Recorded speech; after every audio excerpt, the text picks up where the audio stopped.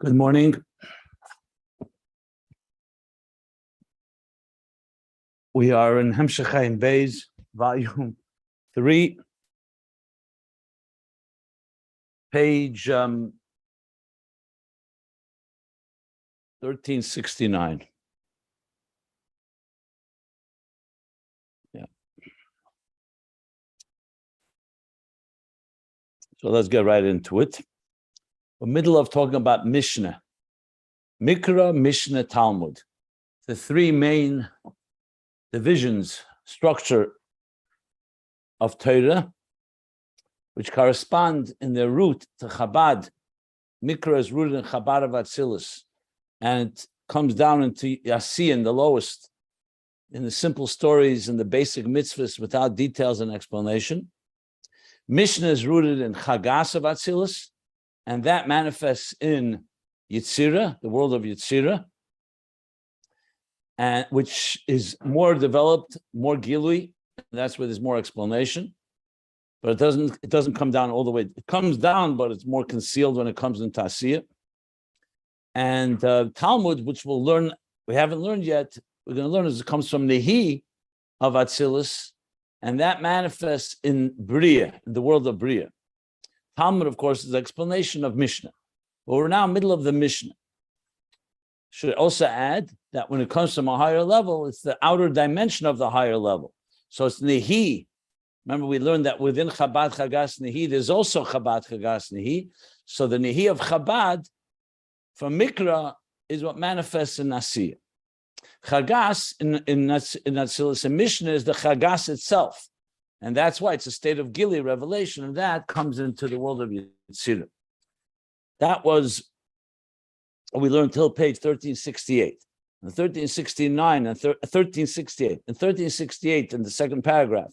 And 1369 is talking now, he's explaining the Zohar that compares Mishnah to being the spouse of Zoh, of Nanar, of the young man. And that's the level of Shivcha de Shchinta, which we haven't yet explained what those levels are exactly. But he's explained the level of Nar in contrast to the level of Zokan, because Nar is young man, Zokan is an elderly, aged, ancient one, Atik Yemen. And the bottom line was that the Zokan is not subject to change. It's not a Chidush. It's a copy of the Etzem, as he explained earlier. And that's why it's also called aged and ancient, because there's nothing new. It's something like from the olden days. It goes back all the way. That's just an expression of the olden days, obviously. But it means that it's, in that sense, it's not subject to change. And Atik also from the word copy, like I said.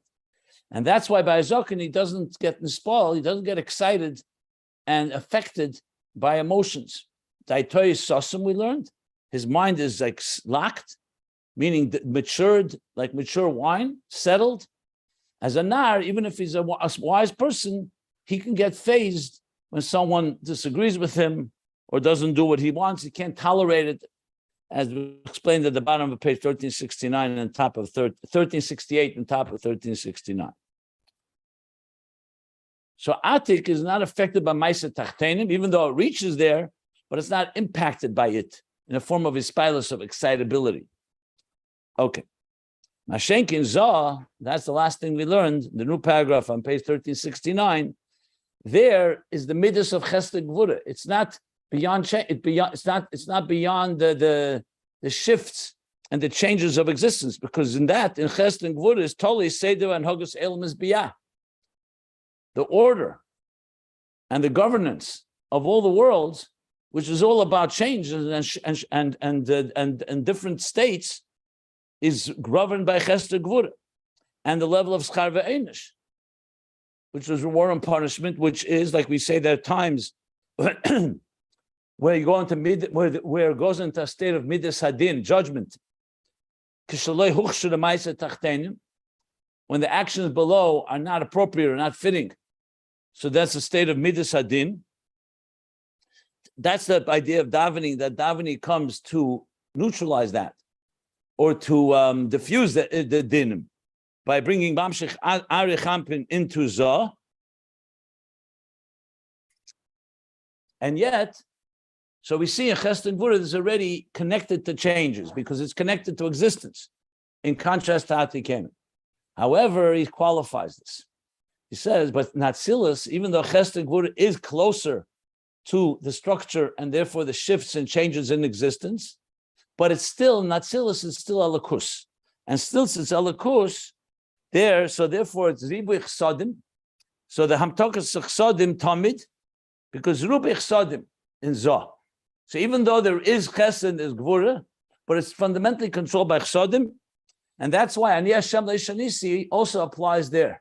So in Atzilus, it's still above change. In other words, Atik still has its impact on Atzilus.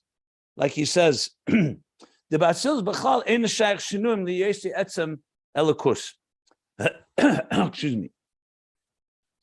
And as we discussed in the last class, more at length, and that's what the Pardes says. He cites Eitz Chaim and tells us to look in the Pardes that talks about that the Oir in Atzilus is still a Oir, it's still a seamless, shapeless energy, which means it doesn't yet have the shape of Chesed and Gvura.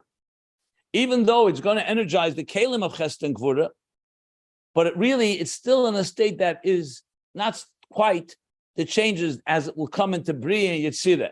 And we'll soon learn that these Chesed and Gvura of Atzilus, when it goes into Yetzirah, that's where the real changes happen. And that's why Mishnah is in Yetzirah. But meanwhile, what we've learned is there's a state that's completely beyond Shinui. That's the level of Atik, like we said, the Zokin. Now the Midas of Atzilus have a connection, because from there is dependent the governance, the order and the governance of the worlds, but it's still, in Atzilus, it's still beyond Shinui, beyond change. And even the Kalim in Atzilus, though they are already a structure, but they're still attached and completely with Vekus Ba'ir, the Iyu v'Garmu Echad. And as I said, but they are going to be the source of the Midas in Bria and then in Yetzirah, and that's where they will really become very active as the change from Midas Adin, the Midas Chesed, and so on, and all the different changes that govern this very changeable this world that consists of change, of time and space, and all the other changes that define existence. But we'll get to that soon. Now, just to repeat again, this is all based on, in some cases, actually the actual language of the Maimer of the Tzemach Tzedek. I'll give you the source. I don't know if I gave it till now, but this is a Maimer from the Tzemach Tzedek. It's really a Maimer from the Alter Rebbe, but it's the Maimer of the Tzemach Tzedek. On this Zoyar, actually, in Biuri HaZoyar, volume 2, page 623 and 624. And that's really a Maimer of the Alter Rebbe that he said Friday night, Pasha told us Tov Kuf Samach Zayin. Tov Kuf Samach Zayin would be 1806, approximately, yeah. Samach Zayin would have been told us, would still be before the new year. Okay. Before 1806.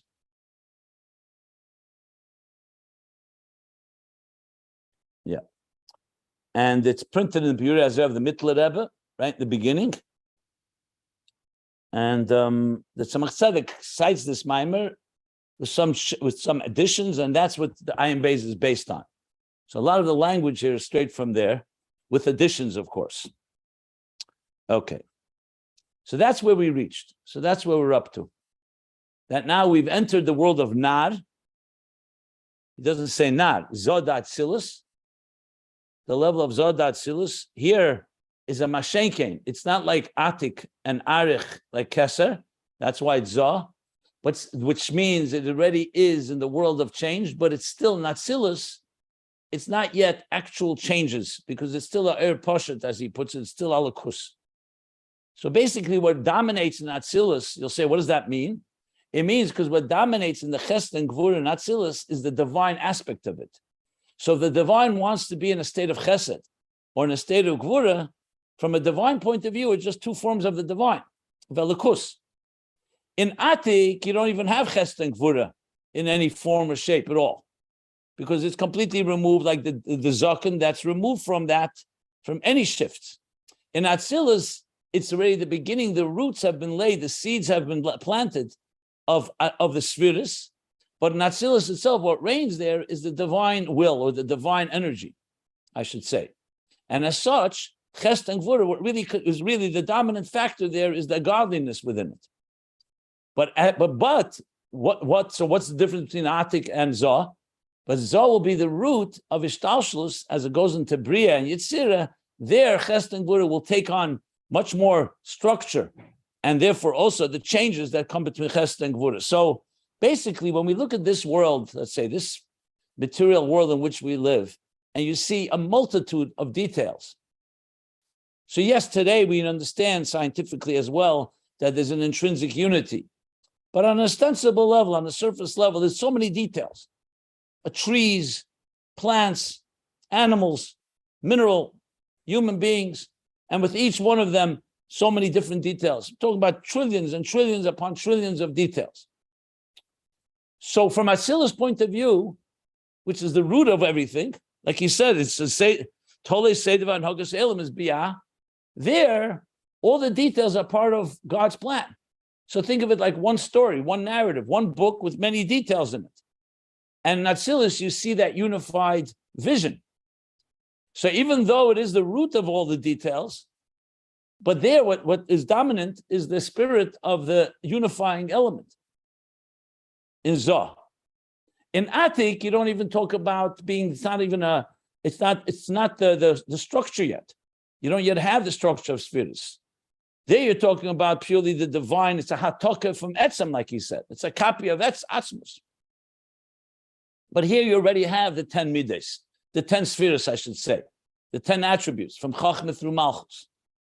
In Bri Yitzira, slowly it starts getting more, the details become more prominent.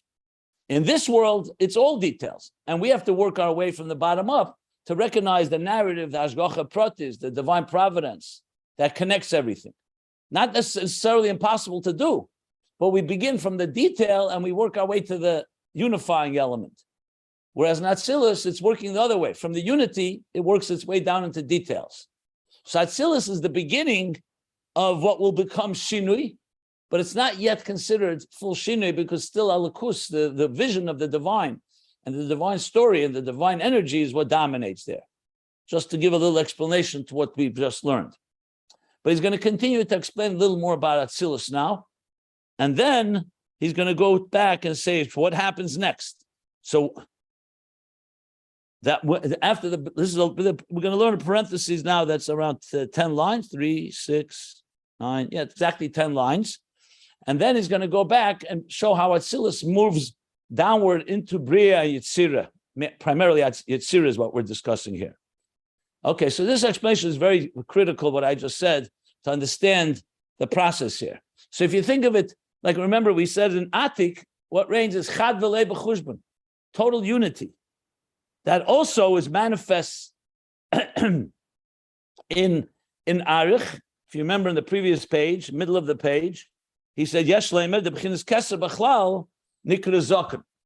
Why? Like it says, like he says clearly, because Chad V'lei B'chushbon, there arranges the unity of the divine. In Atzilus, also unity, but it's a unity that's already manifesting in spheres.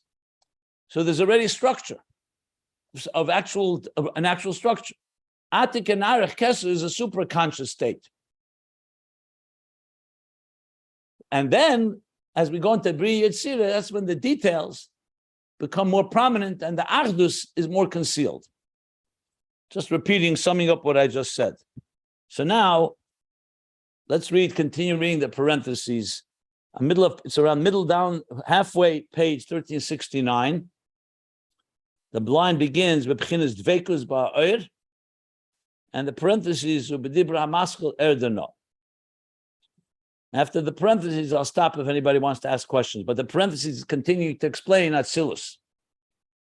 And in a way, comparing Atzilus to Keser. So we'll see the distinction between Zah and Keser, or namely Atik and Arich. Okay, the pages can be found at ayinbeis.com. So let's read inside. So now he says, he's going to quote the mimer he cited. If you look up 5 lines in the bottom of the last paragraph, he's quoted, so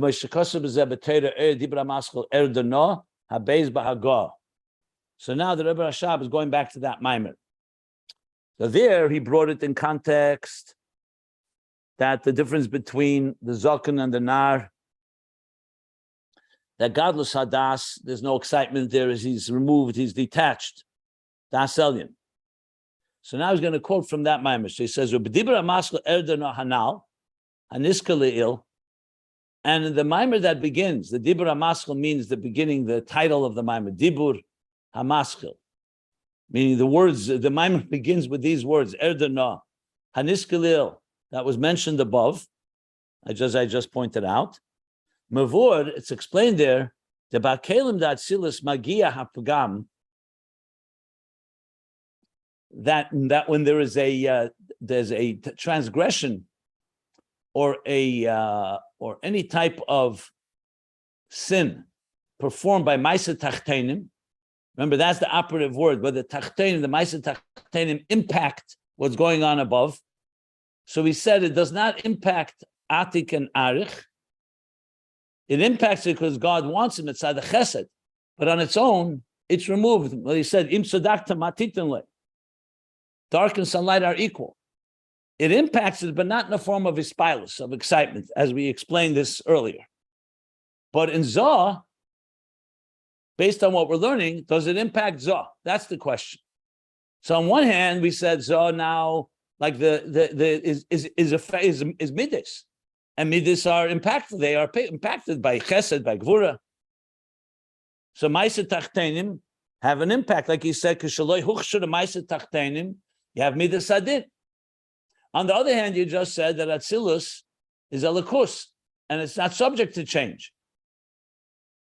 So he's now going to analyze this a bit more. So he says, in Erdeno, he says that the kelim of Atzilus, the pagam literally means injury or wound. So the pagam reaches in the kelim. In the oil, because the oil is pashut, like we said, shapeless, colorless liquid in tinted glass. So there, the oil, you could say, doesn't impact the oil. Doesn't say it doesn't reach it, but it doesn't impact it. The kelim are engaged with existence, so there's a pagam in them. And as he explains in that Maimer, and I'm going slowly here because it's very brief, but if you learn the Maimer, you see the details. So he says there that this is the level of this is how the level when we say God, Yedeya knows. Not that it's known by God, I'll explain in a moment, but God knows, and that means he's manifest in a form of Islapshus. Let me explain. The Maimer there asked the question, and I mentioned this briefly, but it's now relevant, so I'll explain it. What does the pasuk mean when Zdoim was the wicked city of Zdoim? So it says that that in heaven the cries from Zdoim reached heaven. The example of the woman that was tortured, they covered her with honey, and the bees were eating her alive. Another tortured, sadistic behavior of Zdoim. So it says the cries reached heaven. So then the pasuk says, Hashem says, Erdena. I will descend from heaven to see where this cry is coming from. So the question is, where is God descending from? Where was he before and where is he now? So this becomes the basis of one of the most profound concepts in Chassidus of the world of Atzilus. Not only that, this Maimer is also sometimes called Pasuk Eliyahu. The Tikkun Keser we say every Friday, and there's actually a Maimer from the Rebbe. There's Hagos on this Maimer from the Tzemach Tzedek, the Rebbe Marash, and there's a whole kunter is called Hagos of the Rebbe Rashab Tofresh Nun Ches. In the year Tofresh Nun Ches, which would be the equivalent of 1898 or 1897, 98. The Rebbe Rashab wrote a whole kuntus on this Maimer in Torah. And he explains that the idea is like this. God is all-knowing. He knows everything that's going on in this world. He doesn't have to come down to this world to know what's happening here. Because first of all, God is everywhere, and he's all aware, all knowing. But the question is whether God engages with that knowledge. Is he engaging with existence, or does he know about it? So the Alter Rebbe explains that there's a difference between Yodea and Yodua. When you say Yodua, it means it's known. It's known to him. Yodea means he knows it in the sense where he personally experienced it. So Yodua is more of like an aloof state where God sees it and knows about it fully, but not engaging with it. When we say, for example, Imei anochi b'tzara, that I am with you, God says, I am with you in your pain. Or other expressions, as shchinte begalusa. Golu le'edem shchine imam. When the Jews went to the Golus, God went with them. That is more than just God knowing of what's happening. He's actually experiencing it in a certain way. So often this is the difference between Das Elyon and Das Tachten. Das Elyon is Yedua. It's known. It's like a king in his palace. He knows what's happening in this kingdom. Every detail. Then as the king travels to each particular place, and Yedea, now he knows it on the same level, so to speak. He's engaging with it. So one is called not Bislapshus. That's the Yedua. And Yedea means Islapshus.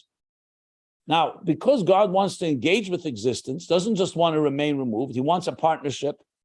We've talked many times. He created the whole Ishtalshus in order for us to be able to understand the process. That means because if you think about it, what do you need spheres altogether? God can't create the world without the 10 spheres, without the 10 statements, without the Asar Maimonis. God says, I want a world, and the world comes into being. It's God after all. We're not talking about a human builder, but he wanted it to make sense and it to be structured in a way that we could understand it, and also that we can retrace the steps and connect with him. That's essentially the purpose of Atzilus, as I discussed before Yom Kippur, the other day, before the previous year. The Eiris, the Kalim, the Eir represents the divine energy in it. The Kalim represent the words, the letters, the structure itself. So Atzilus is actually a world that is on one hand divine, but it's already divine attributes. Chachma, Bina, Das. Keser, even though Keser is not Etzem itself, but it reflects the divine, it's really removed from existence. It's a step below Etzem, but it's still an expression of Etzem. In Atzilus, you have now spheres. You have actual spheres. The artist has created art. Yes, in Atzilus, what dominates is the vision, is the energy, is the feeling, the sentiments of the artist and his kavanah, the unifying element that we described. But there is a structure.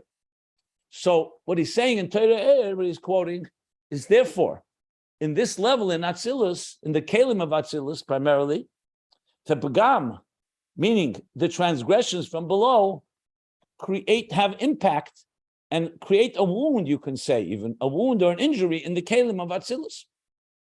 And that's the level of Yedea, because godliness has now engaged with existence, has come down to that level. So therefore, Kavyachol, so to speak, you can say that there is an impact in that way.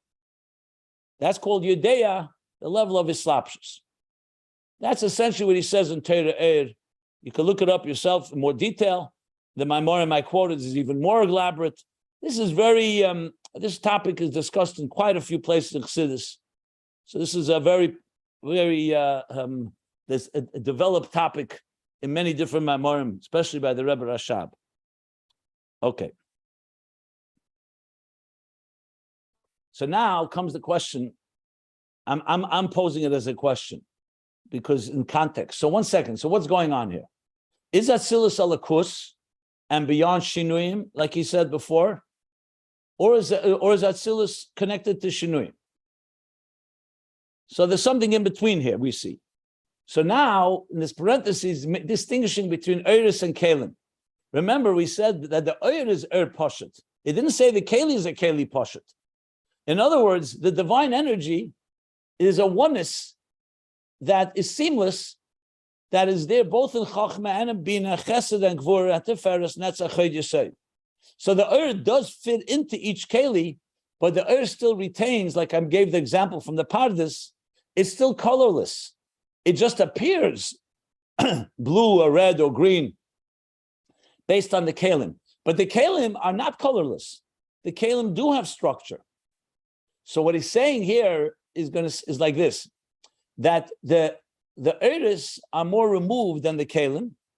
The kalim are still dveikus, like he said before the parentheses, dveikus ba'ir, but the kalim, because they have structure, there is a pagam, something impacts them. But now he's going to distinguish between the impact on the kalim. We know now the difference between the kalim and the eir doesn't impact. The kalim, it impacts. But he's going to say this impact is really one of more of removal rather than direct impact. Siluk, rather than be called a total bagam. Let me explain before we read inside. I believe I gave this example. There are three types of scenarios. I'm going to give a scenario here where three different individuals all interact with the same scenario differently. Someone walks, let's say, in. I'm giving my own example here. You're sitting at a meal.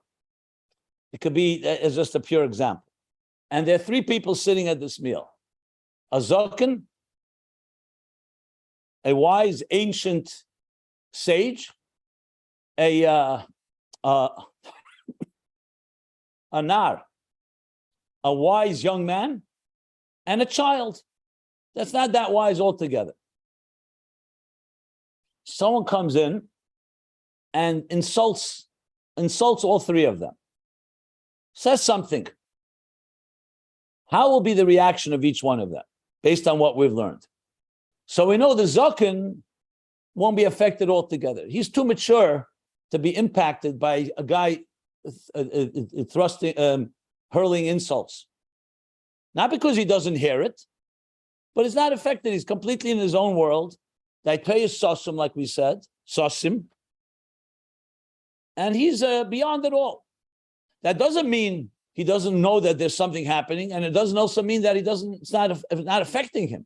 He's not going to get excited by it. He's not on the level of this person altogether. He may choose, because let's say it's a grandson of his, so he will be bothered by it because he wants to be bothered, not because he has to be. Then comes the smart younger man, the nar. This is Zohav Atzilus, not Atik and Arich. This one will get excited by it, will be affected, because this is something, because the person throwing the insult or doing something wrong is more commensurate to him. He's not that detached from him. As such, he may yell back at him. Or, more importantly, what we're going to say here, actually, I don't want to say yell back. That's not a good example here. Let's strike that from the record. But rather, he'll just turn away from him. He'll ignore him. Why? Because he's impacted by him. Since he's impacted, he'll ignore him. The Zoken doesn't even have to ignore him. He's completely removed. And on the contrary, if he wants to engage with him, it's only because he wants to, not because he has to. The second level is going to ignore, is going to remove himself. I don't want to talk to a person who's not in that way. He may leave the room. The third person, the child, will actually get into a fight with this person. They can start scratching and kicking each other or insulting each other and so on. Why? Because they're in the similar level. So what is the dugma to us here? Keser, Atik, and Arich is like the Zoken. It's detached. A pagam of Tachtenim, Maiset Tachtenim, does not excite it. It reaches there, but it doesn't impact it like we discussed. The Zoh of Atzilus, especially the Kalim of Zoh, is a pagam. It actually does have an impact, but it's an impact that doesn't affect the second person in a personal way. It's not like he's directly injured by it. What he does is he removes himself from the situation. It's called Siluk. And the third person, actually the pagam, is directly injured by it because he's completely involved. And the difference between Keser, Zoh, and Atzilus, and the spheres of Biyah, where they are engaged entirely. The Kalim of Atzilus is the in-between stage. there's a begam, but like he's going to explain now, it's not quite an injury in the kalim. It's more that they remove themselves. So obviously, if somebody is behaving, transgressing down below, this level of elikus says, I can't be in your presence. That's like the golus, when Hashem says that I can't be in the presence when my children are fighting. So there's a siluk, there's a helam. Then there's a level of elikus that goes with us in golus. So now he's going to explain the kalim. So let me read now inside. The Tzarech Lemer, the Rebbe Rashab is now saying, we have to say that even though in Erdana, in the Maimon Torah it says that the begam reaches into the kalim, and that's the level of Yedeya Hislapshus, but Tzarech Lemer, the Atzilus Bechlal, Gam et Sada Kalim, that in Atzilus in general, which is a divine level, a divine world, even from the perspective of the kalim, hu b'bchinas siluk levad, it's only a siluk shemistalik al yedei hachet. Not that it's injured by the chet, by the sin, by the transgression, but cause a siluk. The chet below will cause the eir to be nostalgic, like we learned in the beginning of Basaligani from the Medrash Shir Hashirim Naba. And the beginning is Shchina Betachtenim Heise, Basaligani, the Gnuni. God was in his bridal chamber, which was down below on earth. And through Chet Eitzadas, nostalgic, the Shchina was concealed and removed, so to speak, from this world to Rukiya Hashvi. The next generation of sins, a sin means actually a removal. Sin means a detachment. So there's even more detachment. So it's only siluk, not a pagam as in a direct injury. It's more like a removal. I'll give you a medical example. The difference would be, let's say, God forbid, a person gets a serious burn. So there's a part of the skin, the epidermis, where the burn actually can cause real damage. And that's going to have to heal. But there's layers that the skin might not, the deeper layers of skin that the burn may not have reached, but it's impossible, but it cannot function properly. It's like when the blood rushes out of it to preserve the rest of the part of the body. So it's been impacted and it's been removed, but it wasn't directly injured. You see this in every given situation. Every illness works that way. That the injury is, the body has this wisdom that it contains the injury only in the area that where the injury happened. And the rest of the body will, and the blood cells and the different elements will withdraw in order to either preserve strength or to build up strength to be able to heal. So essentially, when there's a transgression, two things happen. On one level, there's an actual pagam, an injury. Another level creates a siluk, a removal. That's what he's saying here. So even in the level of kalim, it's a siluk. Like he writes in Pardes there, the Pardes when he explains how the air is an air poshet, and he explains there that there's no shinuyim. He explains that there's a removal, not a change. So it is a change on one hand, but it's more of a removal than actual impact. So the impact is more of a, like I said, you remove yourself from the situation, which is also an effect, but it's not quite an effect that's directly injuring that level. Yeah. Let me stop in case anybody wants explanation, because this is a pretty heavy topic. He's speaking very briefly. I'm elaborating extensively because it's so brief. But in case, but there's more coming, so you could be patient. Or if someone wants to ask an immediate question, I'm happy to take a question.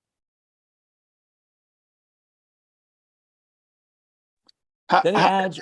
I have a question. I mean, I think you're still explaining, but how is not? And forgive me, I'm trying to follow you, but it's confusing a little bit. So I may not even ask the question in the clear way. If it's not affected, how is it Yodea? One would think Yodea is engaged and Yadua is disengaged or passive. But it sounds like you're saying even in Yodea. I gave an example of the three people. I know. So the second person is very clearly Yodea, because that's why he has to remove himself. Okay, thank you. Yeah, got it. Thank you. Yeah. Ubageres HaKedesh Simachov, and Ageres HaKedesh Epistle, section 20, famous Ageres HaKedesh, quoted so often. The madregas Atzilus hoya mistalkish kesherotzu lachte b'terem yechtu. He adds something even more. That even before they sin, as soon as he sees, Atzilus senses that there's a situation that the people are desiring to sin, Atzilus already removes itself. Now, this doesn't affect free will, because we're talking about a situation where you see trouble is brewing, and even though they maybe didn't actually do the sin yet, but they're about to sin, so Atzilus removes itself. That's what he says in Ageres HaKesh. I want to look it up there to see the details, but that's what he's saying. The madregas Atzilus haymistalkish kesherotzu lachte b'torim yechtu.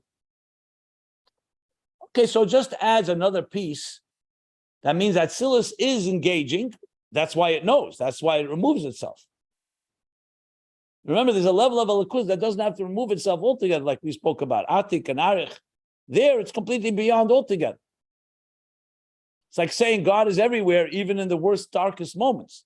But that's not a God that's engaging with the darkest moments.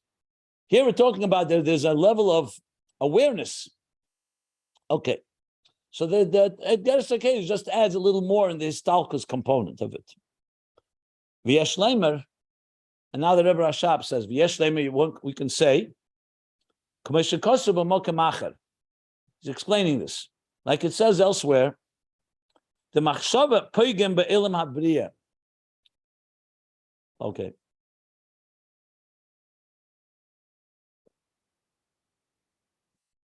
So before I continue, let me give another introduction. We know that from Tanya, that there are three forms of expression. We have 10 faculties, 3 cognitive ones, Chabad, and 7 emotional ones.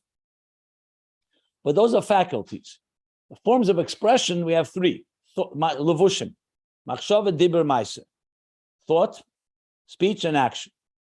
And Tanya explains that a person, the purpose, the ultimate goal, rather, of a Beinoni is to control all 3. Because you can sin not just with action, but also with speech. Speaking inappropriate things, wasted words, dvarim betelim, and also with thought. You could have bad thoughts. I just finished chapter 8 in Tanya, where he spoke about machshava dibra maisa and chapter 7 as well as 6. In other words, in the nefesh habamis affects not just our actions, also our speech and our thoughts. So in Chassidus, in Tanya, I don't know if he's referring to Tanya here, the Mokamacher. Later in Tanya, for sure, like in chapter 40 and on, but I have to look it up, 39 and on, 38, 39 and on, he talks about, and other places, where's the pagam when a person has a negative thought? So it says the pagam, the injury, so to speak, that it creates above, is in the world of Bria. Because Bria is connected machshava. Dibur affects Yitzira, and Maisa affects Asiya. So the Rebbe Rashab is bringing this into the picture now to help explain that Ageres HaKedesh, I believe, and this whole section that we just learned. So let's read inside. It says, the machshava pegim be'elam habriya. The kolsh came b'Atzilus. So machshava, because machshava, even though on one hand, you could say thought is not as tangible and as destructive as action. You know, a person, for example, has a bad thought about somebody. If they didn't act on it, you know, it's not a good thing to have a bad thought about someone, but it's not quite like actually hurting someone in action. Or dibur, lashon hara, speaking or insulting someone or hurting someone with your words. And yet, if you learn Tanya, it says, hiruri aveh koshim avera, it says. Thoughts of a sin can be worse than a sin, explains later in chapter 12 in Tanya, because you get consumed with it. You're consumed with it. The action, you did it. Yes, so it's more, let's put it, it's a worse sin in action, obviously. But for the person, the gavra, the individual, machshava could be more metama. That's what he says in chapter 8, that when you think bad thoughts, you know, if you didn't think bad thoughts, you did something bad, you definitely did a terrible thing. But bad thoughts become something that's metama, the most refined part of your being, which is your mind. And therefore, in quality, it has a certain damage that it does that reaches higher than the damage done by an action or by words. And this is not minimizing one or the other. This is not like it's not a competition here, obviously. It's just pointing out that each one of them has their own weakness, their own power, and their own weaknesses. So he says, so machshava reaches pagam in elam habriya, and for sure not Atzilus. Shayde machshava v'rotzen mistalik. Shayode machshava v'rotzen mistalik. So when a person is thinking about godliness and what God wants of this person, so obviously they're manifesting the machshava and rotzen of Hashem from Bria, machshava of Bria, and machshava and rotzen all the way from Atzilus. But when a person is, let's say, plotting in their mind, they're thinking things that are not appropriate. Basically, you're pushing God away from you. So you're not causing a pagam, but you're causing God to remove himself. Like it says about a Baal Gaiva, an arrogant person. God says, I, an arrogant person, cannot reside under the same canopy. There's no room for both of us. You pushed me aside. So that's what's called mistalik. That is mistalik.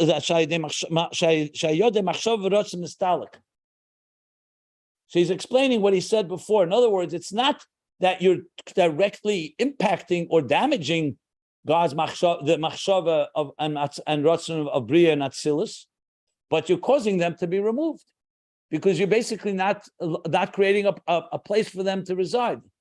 That's essentially what negative thoughts do. Negative speech and action also push away God, but there it actually causes more damage in a way. Here it's pushing it aside. And even though it's doing that, it's still considered Siluk levad. It's only a siluk. It's not called a pagam in the full sense of the word. It's called a removal, like the explanation, the examples I gave before.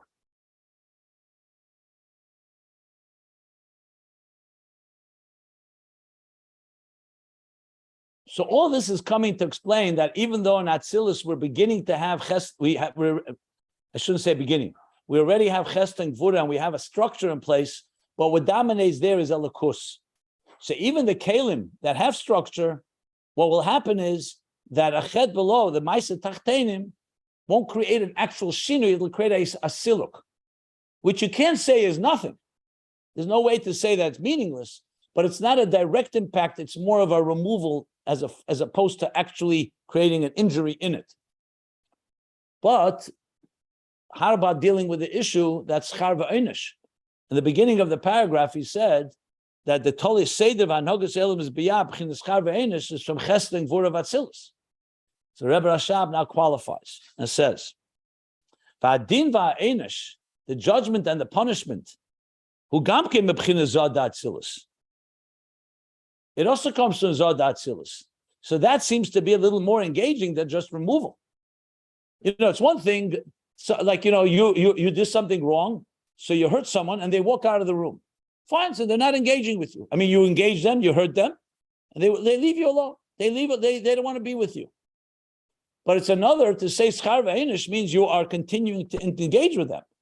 And there's an actual punishment and judgment. So he qualifies and says, yes, this comes from Zod Atzilus, Rak, Shezeu kashem islabish bevov ktsav is the Yitzira. So it's rooted in Chesed and Gvura of Atzilus, but it manifests, it's implemented only when it gets manifest in the 6 ktsavis, the 6 facets of the midas of Yitzira. Kamoshi is boyer, as shall be explained. And I mentioned it earlier already, because that's what he's ultimately going to be, Mishnah. And you'll find that how Mishnah is all about what? Dinim of kosher and posel, Tomei and Toher, the dinim of Torah is what Mishnah teaches us. The Mikra just tells us the facts, but the Mishnah develops it. So we'll soon learn how that's Yitzira. So it's rooted in Atzilus. Like I said, Atzilus is the beginnings of it. If you didn't have Chesed and Gvura of Atzilus, you wouldn't have Chesed and Gvura of Yitzira. But the actual schar v'einish is implemented in Yitzira, though it's rooted in Atzilus. Kamoshi is boyer, the samuch, as shall be explained shortly. Or samuch means closely, meaning right now in a few lines from here. So now he concludes the parentheses and says, and this is the meaning with what we said before, that in Atzilus itself, there's no changes.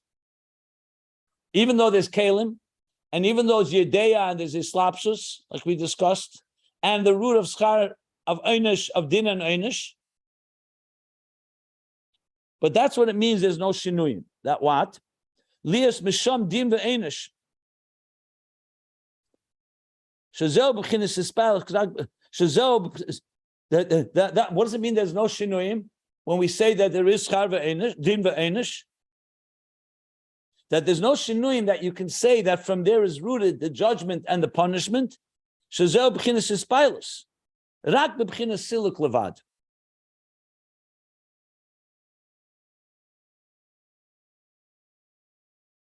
There's no changes means. There's no changes that there's din ve'enish in a form of ispilus. That doesn't exist in Atzilus. Atzilus does not get excited about it. Atzilus is aware of it, knows about it, but Atzilus's reaction to it is more of a siluk removed. And the actual schar ve'enish and implementation will be in Yetzirah.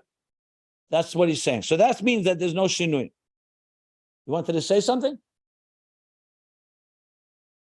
You answered my question just a second ago. I told you, just be patient. I'll stop when I have to stop and leave questions. Now, one more thing the Rebbe Rashab wants to address. He wants to address now, well, what about if Atzilus has no shinuyim? So then what distinguishes it from Keser? We said Keser also has no shinuyim. Ani Hashem lo shenisi atik, and arich, affected by atik. So now the Rebbe Rashab is going to go back there and say, ubavadai, and certainly she'ena deima b'chinas hasilig the madregas Atzilus, the b'chinas hasilig the b'chinas primius hakeser. And certainly the other way around is also true, that the siluk, the removal that happens in Atzilus due to ma'aseh tachtenim, due to a sin, the transgression, is not comparable to the siluk, the removal that's in primius hakeser. Just as there's not similar, the seamlessness and shapelessness of Atzilus, like we said, the air is pashut, but it's not. You can't compare its seamlessness legaba pshit is the atzmus ein sof to the seamlessness of atzmus ein sof, where there's no spheres altogether.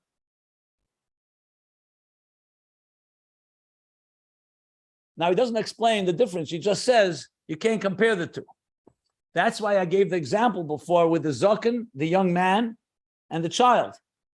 Because the zaken doesn't even have to, his removal is one that is initially so aloof and detached. And if he engages, it's only because he wants to engage. Whereas Atzilus, it's removal, true, but it's removal because it has to be removed, because it's impacted by it. And it can't be there. The zaken could technically be together with a person who's doing a transgression, but it's because he's so, the siluk is completely a different level. He's completely beyond it all. And the same thing with pshitus.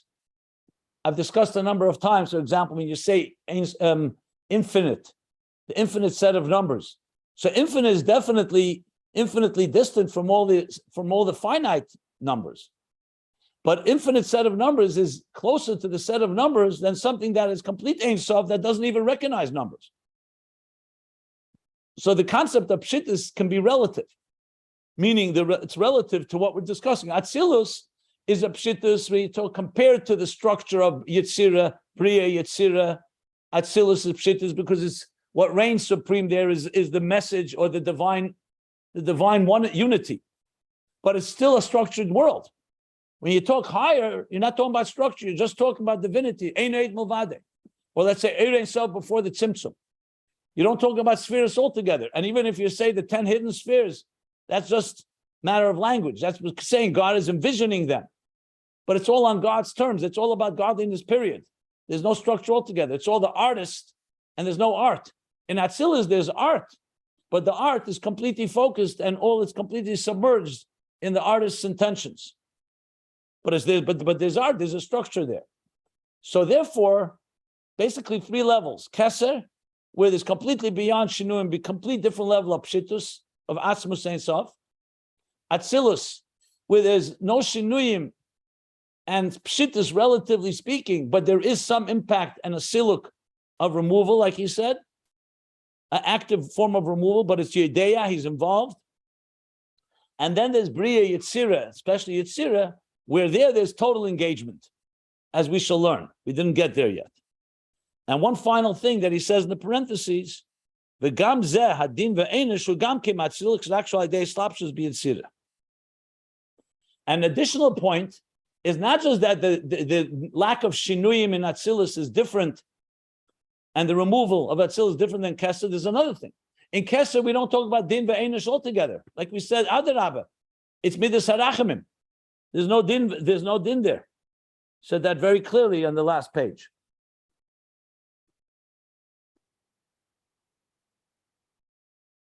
Where in Atzilus there is din, however, like he says, the din ve'einish, it originates in Atzilus, but it manifests and implemented only when it manifests within Yetzirah, as we shall learn now after the parentheses. That we'll learn that tomorrow.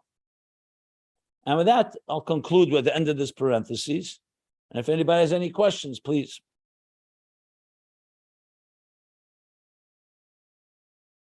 So there is class tomorrow. I think before Yom Kippur, you said that there might not be, that today might be the last class before the end of the Chagim. I don't remember saying it, but if I said it, yeah, why not? There'll be a class tomorrow. Okay, great. And tomorrow will be the last class till After Shmini Atzeret. Thursday. Simchas Torah is, I think, on Tuesday. I fly back on Wednesday, Thursday. Yeah, a week, basically 2 weeks from today. That's when we'll resume. So there'll be one tomorrow, and we'll resume 2 weeks from today. I'll post it on the group.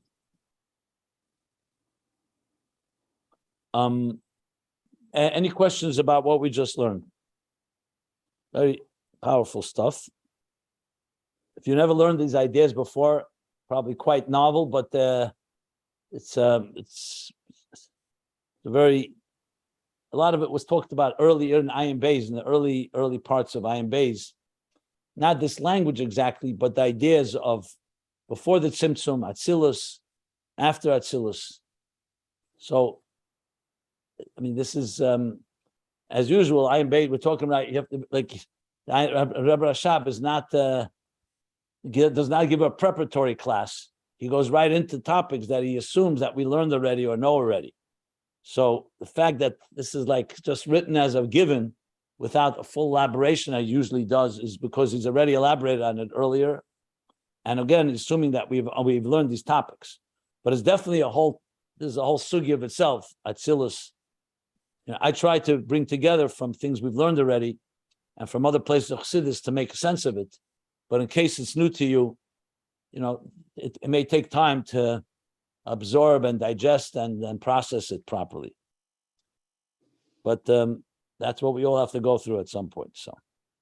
So the inyan of this is tangential, but the inyan of what level of godliness can be found in I don't know, the Helam and the let's say rock bottom, the darkest places is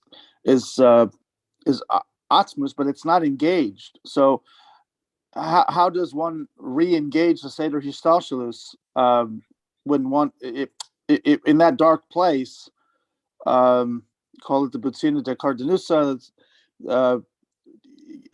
How does one re-engage the implications of one's thoughts, speech, and action into the Seder Histalshalus when? Let's. You have to talk step by step here.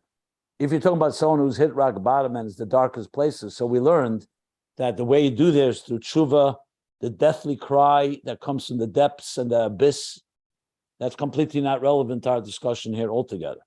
That is the process of like a Rebbe Lezer ben Durdaya, the last day of his life, where he cried out from the deepest parts of his heart. That's how you stimulate that spark from the darkest places of Helam Ha'atzmi and so on.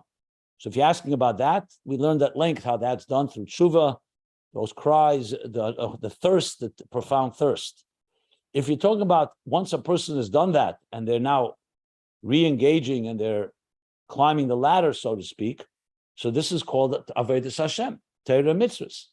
All the mitzvahs a person does, Torah, Vedic, Mils Chasad, And then davening, you learning re-engage. Torah, Yeah, all yeah. the mitzvahs. That's what they do. Each one of them is correcting any of the transgressions. Here we talked about a pagam, the damage or the injury done by a sin, but then there is the other side of things, how you repair that. That's called tshuva on levels that are different levels. V'ahavtas Hashem l'kecha b'chol levavcha, b'chol levavcha, b'chol nafshecha, b'chol meidecha.